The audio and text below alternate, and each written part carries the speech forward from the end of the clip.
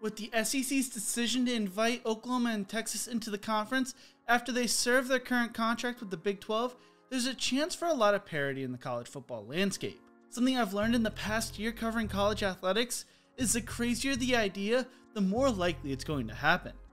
With that being said, it makes sense to start thinking outside the box and what are some moves that could be made that no one is expecting. Today we will be considering what USC might do when it comes to college football realignment.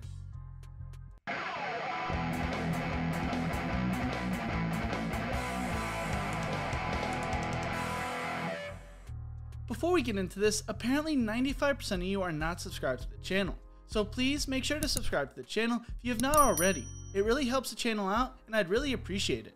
Now, let's talk about USC and the Big 10.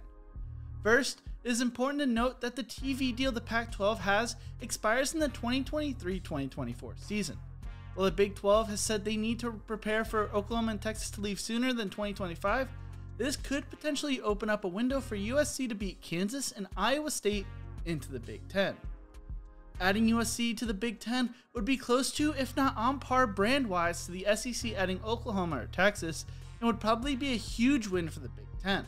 While a lot of people think Iowa State and Kansas will take those spots, as some have stated in the comment section over the past few weeks, does not compare to the brand of Texas and Oklahoma. This sounds like a crazy idea, I know, but had you told anyone weeks ago that Oklahoma and Texas were going to join the SEC, they probably would have laughed in your face. The Big 10 will not just try to stay afloat, they will try to compete with the SEC for the top conference supremacy, so that is why the addition of Kansas and Iowa State doesn't make sense. The Big 10 will probably try to swing for the fences, and the Trojans are not just one of the most recognizable brands in college football, but in the world. There are benefits to both sides in this deal. First, let's look at how the Big 10 would benefit. The Big 10 currently holds one of the most recognizable names in college football, that being Ohio State. There are other great teams in the conference, but no other that hold elite status, or at least an elite image like the Buckeyes do. With the SEC already having Alabama and now adding the Sooners and Longhorns, it won't be easy for the Big 10 to keep up an image of having just as good of a football conference compared to the SEC. The Trojans will help bolster the Big 10's football image a bit. Their name and brand hold just about as much weight as the two members of the SEC. So this could help put the NCAA on track to have two superpower college football conferences and allow the Big 10 to be one of them. The Big 10 would also benefit from this because they wouldn't have to take as much of a risk on Kansas or Iowa State. As discussed in previous videos on the channel, Kansas has not had a dominant football program in any stretch of the imagination in quite some time, if ever, and they would be the only team in the conference without a wrestling team. Therefore, the only major benefit to adding Kansas to the Big 10 would be for the value they bring to the conference in basketball.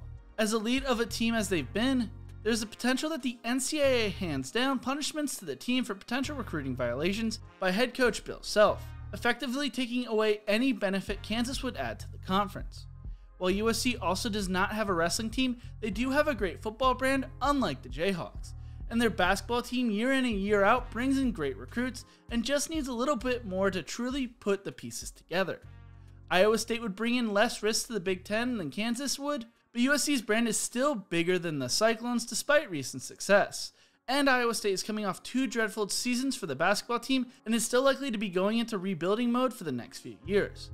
USC has had a lot of football success over the last 20 years, finishing in the top 25 14 times since 2002. They have finished in the top 6 9 times and top 3 5 times. They have played in the Rose Bowl 6 times as well as 3 other New Year's Six Bowls over the time period. They've also had only one losing season during this time period. They are a consistent program that has the potential to be fighting for a national championship every year due to their talent and will be getting better with the benefits of being in Los Angeles with NIL if they choose to embrace it. Finally, the Big 10 would gain a lot from any other potential school USC could draw to the Big 10. The most likely candidate would be USC's neighbor UCLA. The two schools have often worked in tandem together both academically and athletically. Not to mention, USC would be able to retain at least one major rivalry when entering the new conference. If the Big 10 wants to try and go large and add multiple teams, some big name candidates would be Oregon and Washington due to their football notoriety. Oregon would be more important out of the two due to their dominance in both football and basketball, but both schools would add to the conference in a handful of sports. More importantly to the conference, it would help their odds in greatly increasing the money in their TV deals. Currently, the Big Ten gets about $54 million per year, but this new deal could potentially raise that number to even greater numbers. These schools are AAU affiliated as well, which is important to the Big Ten. The other thing to consider is if USC joins the Big Ten, does that entice Notre Dame to join the conference? Could you see the Big Ten jump to 18 teams and add Notre Dame, USC, UCLA, and Stanford? This is just a proposed idea. Remember, there is no such thing as a crazy idea in the college football world, as we've learned. There are also some major benefits for USC as well. First, let's piggyback off the previous point. With them coming into the conference and potentially bringing in other big-name Pac-12 teams with them, they could greatly increase the revenue they would receive from the conference television deals. Pretty cut and dry. However, another big advantage that many people aren't thinking about is scheduling. There's one blaring downside that many will point out and hang their hats on to say, this won't work, and that is geography. Well, that is an issue. That is something that could be worked out with good scheduling.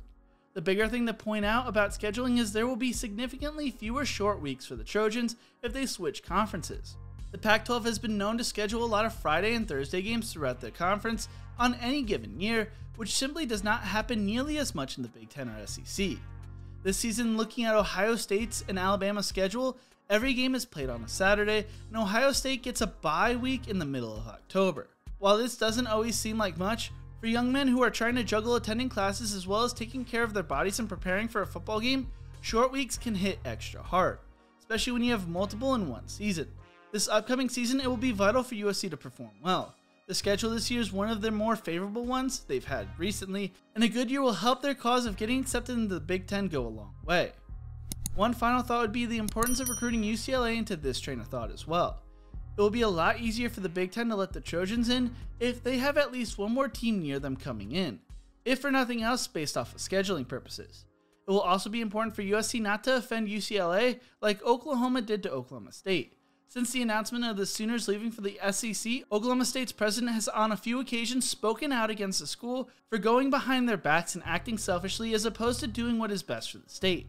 While California is a much larger state with dozens more large universities than Oklahoma, it is never a good idea to anger your neighbors. And this is a chance for USC to bring a lot of power to the Big Ten for football, while the Bruins would strengthen the basketball conference.